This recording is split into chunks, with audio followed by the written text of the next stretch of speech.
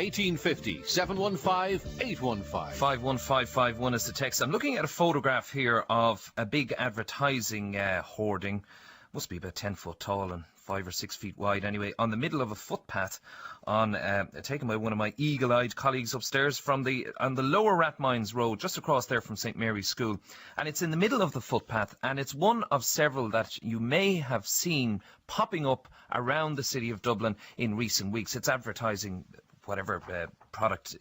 It's JC Deco are the name of the company that are erecting these. They've done a deal with Dublin City Council, it seems, and not everybody is impressed with what they're seeing, including you, Richard Darby. Good afternoon to you.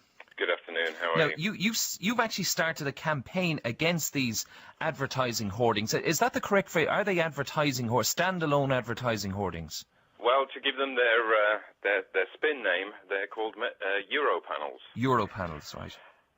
Basically what they are is they are signs that are on the pavement that are seriously of a safety concern. They are blocking motorists' views of pedestrians, and they are blocking pedestrians' view of motorists.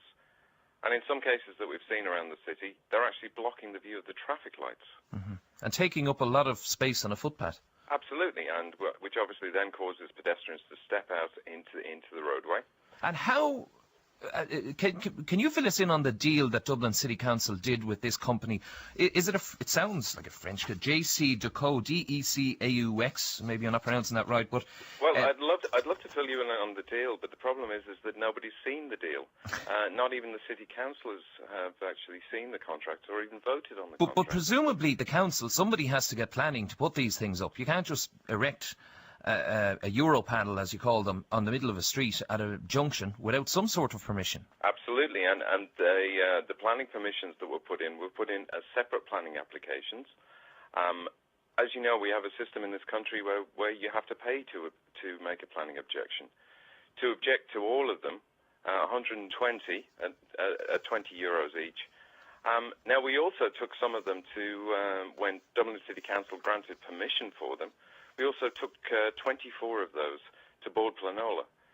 Now, I personally paid almost €300 for that one. Why, Richard? Why are you so bothered about ones that aren't near you? Because I'm concerned about the safety of these. There have been several studies done about driver distraction, but even the academics of the driver distraction, those studies have been done.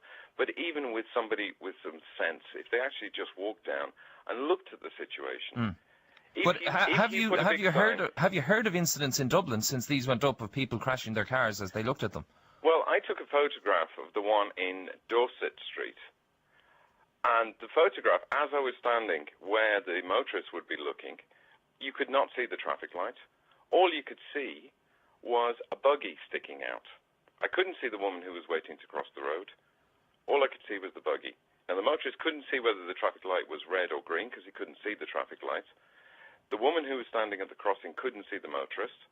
And all that was sticking out was a child's buggy. Yeah. Now, I seem to remember when they were first mentioned a couple of years ago that this company did a deal with the City Council. Isn't that right? In return for getting permission to put these signs up, they were going to supply Dublin City Council with bicycles. That's right, yes. What's that all about? Well, originally we were told there were going to be 500 bicycles and there were going to be toilets and wayfinding schemes and all sorts of wonderful things. And as time has gone on, it seems that now there's been a reduction in what Dublin is getting.